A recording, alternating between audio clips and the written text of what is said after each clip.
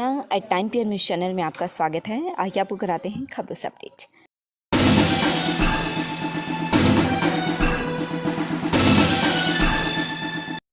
खुशखबरी, 10वीं पास छात्र कर सकते हैं सीए। फाउंडेशन कोर्स में हो सकेगा provisional registration. Chartered accountant CA के कोर्स में दाखिला लेने की तैयारी करने वाले छात्रों के लिए बहुत बड़ी खुशखबरी है। अब छात्र सीए के फाउंडेशन कोर्स के लिए 10वीं के बाद ही पंजीकरण करा सकेंगे।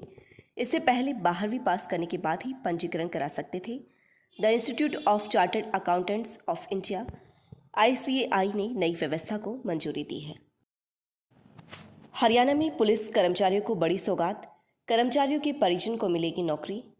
राज्य के पुलिस कर्मियों के आश्रितों के कल्याण के लिए एक महत्वपूर्ण निर्णय लेते हुए हरियाणा के मुख्यमंत्री श्री मनोहर लाल ने आज एक घोषणा की कि 50 पुलिस कर्मियों के परिवारों के एक सदस्य को 1 नवंबर 2020 तक राज्य सरकार की एक्स ग्रेशिया योजना के तहत सरकारी नौकरी दी जाएगी। इसके अलावा उन्होंने यह भी घोषणा की कि शहीद SPO कप्तान सिंह के परिवार को भी शहीद कांस्टेबल रविंद्र सिंह के परिवार को दी जा रही एक्स ग्रेशिया राशि के बराबर 30 लाख रुपए की अनुदान राशि प्रदान की जाएगी। SPO कप्तान सिंह और कांस्टेबल रविंद्र सिंह दोनों ने रात्रि गश्त के दौरान असामाजिक तत्वों के हमले में अपनी जान गंवा दी थी। 48 लाख केंद्रीय कर्मचारियों के लिए खुशखबरी, बढ़ सकता है महंगाई भत्ता। दिवाली से पहले सरकार केंद्रीय कर्मचारियों को बड़ा तोहफा दे सकती है।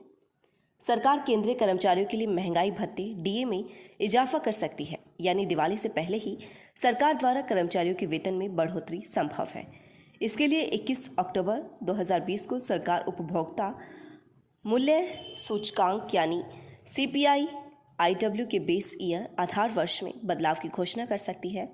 इससे 48 लाख कर्मचारियों को सीधे तौर पर फायदा होगा। हरियाणा में गेस्ट टीचरों को बड़ा झटका, महंगाई भत्ता बढ़ाने से किया स्पष्ट इनकार। हरियाणा में नियमित अध्यापकों की तर्ज पर 12% महंगाई भत्ता DA मांग रहे थे अतिथि अध्यापकों को शिक्षा विभाग ने झटका दिया है।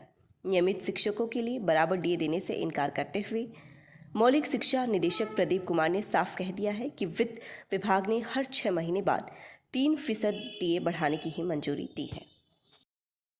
पवन खरखुदा वीरवार को संभालेंगे चेयरमैन का पदभार। डिप्टी CM दुष्यंत चौटाला की उपस्थिति में करेंगे ज्वाइन।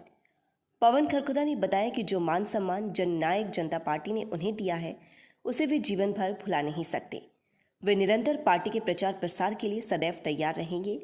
जिस तरह से डिप्टी CM दुष्यंत चौटाला ने पवन खरखुदा को चेयरमैन बनाया है, उससे स्पष्ट है कि पवन पर पार्टी का पूरा विश्वास है। इससे पहले पार्टी ने पवन पर भरोसा दिखाते हुए उन्हें खरखुदा हलके से अपना उम्मीदवार बनाया था और करीब 1400 वोटों के अंतराल से ही चुनाव में जीत नहीं पाए थे। पवन खरखुदा के चेयरमैन बनने पर हलके में उनके समर्थकों में पूरा उत्साह व खुशी का माहौल है। केंद्र सरकार की 30 लाख सरकारी कर्मचारियों को दिवाली बोनस देने की घोषणा, किया यह ऐलान।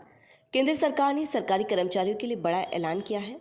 सरकार ने 30 लाख सरकारी कर्मचारियों को दिवाली बोनस देने की घोषणा की है। बुधवार को हुई मोदी कैबिनेट की बैठक में यह फैसला लिया गया।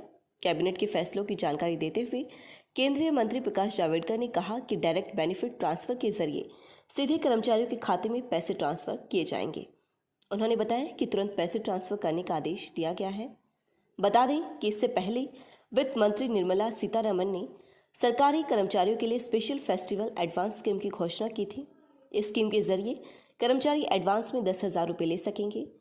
केंद्रीय कैबिनेट ने वित्त वर्ष 2019-20 के लिए प्रोडक्टिविटी और नॉन प्रोडक्टिविटी लिंक्ड बोनस को मंजूरी दी है। केंद्रीय मंत्री प्रकाश जावड़ेकर ने कैबिनेट की निर्णय की जानकारी देते हुए कहा कि विजयदशमी या दुर्गा पूजा से पहले ही केंद्र सरकार के 30 लाख कर्मचारियों को 3,737 करोड़ रुपए के बोनस का भुगतान तुरंत शुरू होगा।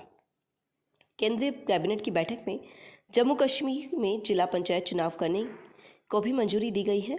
केंद्रीय मंत्री प्रकाश जावड़ेकर ने कहा कि धारा 370 हटने के बाद जम्मू कश्मीर में सभी कानून लागू हो गए हैं।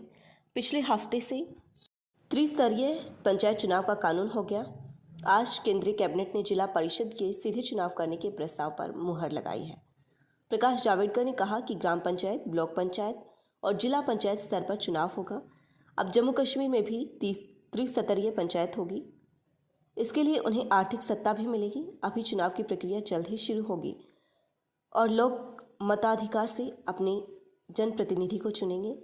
पीएम नरेंद्र मोदी और गृह मंत्री अमित शाह ने जो वादा किया था वह पूरा हो गया। लगातार खबरों से अपडेट रहने के लिए देखते रहिए हरियाणा@9 PM न्यूज़ चैनल। नमस्कार।